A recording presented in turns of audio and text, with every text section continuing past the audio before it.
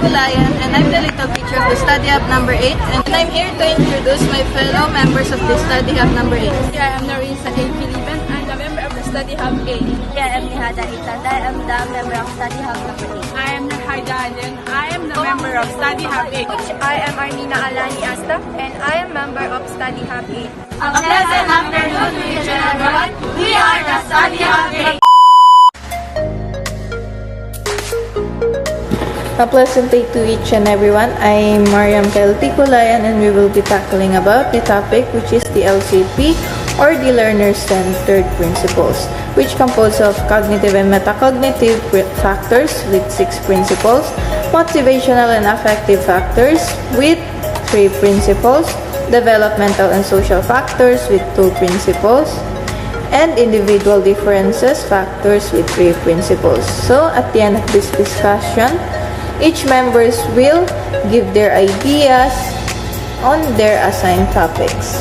The learning objectives, discuss the learning need. Now let's talk about the LCP, or the Learner-Centered Psychological Principles. So the Learner-Centered Psychological Principles were put together by the American Psychological Association.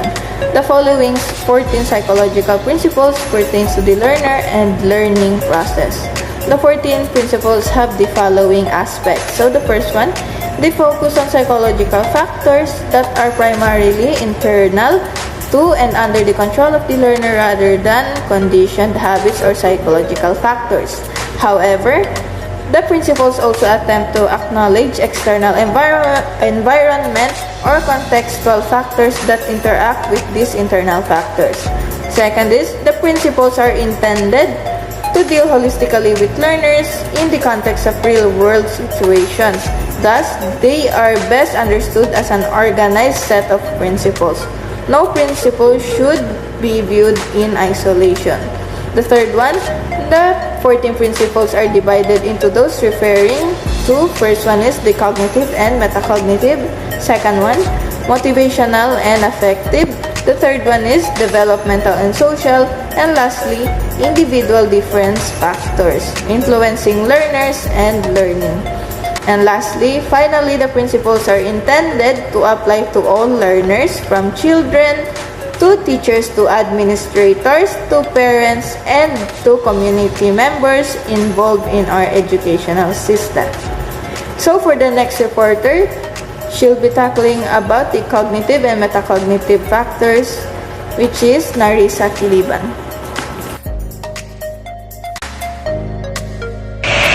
Cognitive and metacognitive factors. Cognitive factors in learning involve various cognitive components like attention, perception, executive function, and reasoning.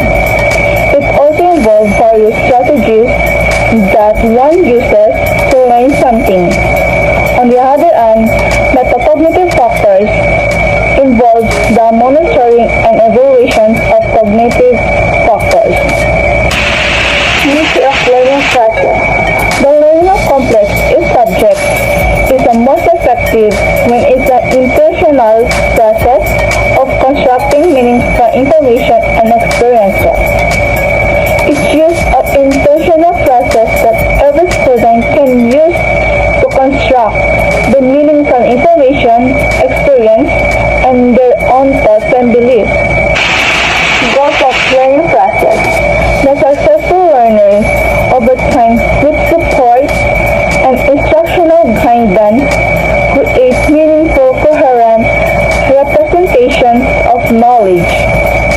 It means learning creating meaningful learning goals that are consistent with both personal and educational aspiration and interest. The next one is construction of knowledge. The successful learner can link new information with existing knowledge in meaningful ways. Cognitive and metacognitive factors. Number 4, strategic thinking.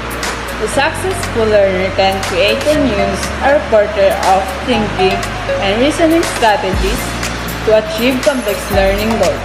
In my explanation about strategies, They understand and can use a variety of strategies to help them reach learning and performance goals, and to apply their knowledge in novel situations.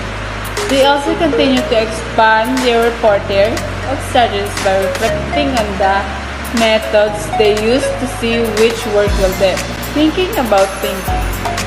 Higher order strategies for selecting and monitoring method operation facilitate creative and critical thinking.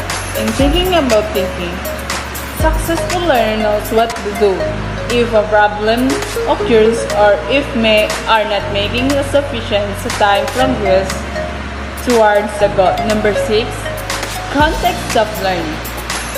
Learning is influenced by environmental factors including culture, technology, and instructional practices. In my explanation about context, learning does not occur in a vacuum. Teachers play a major interactive role with both the learner and the learning environment. Motivational and emotional influences on learning.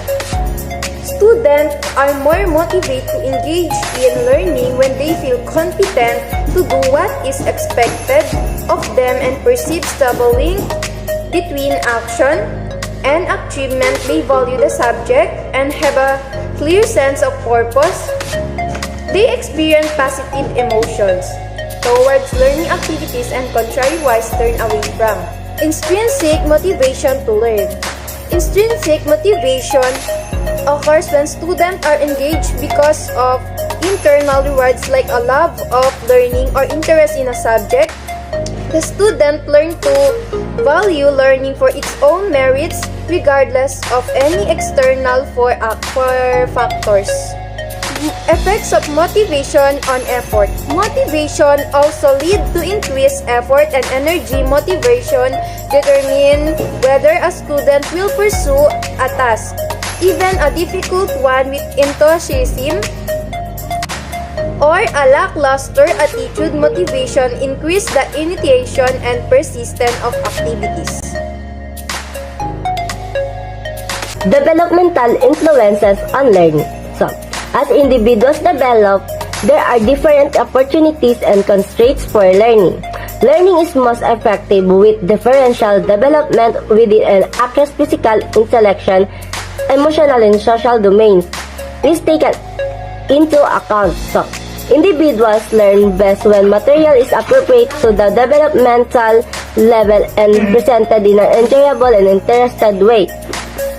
Because individual development varies across intellectual, emotional, and physical domains, achievement in different instructional domains may also vary. Individual differences factors. Individual differences in learning. So, individuals are born with and develop their own capabilities and talents. So, educators need to help the student examine their learning references and expand or modify them if necessary. So, the learning and diversity.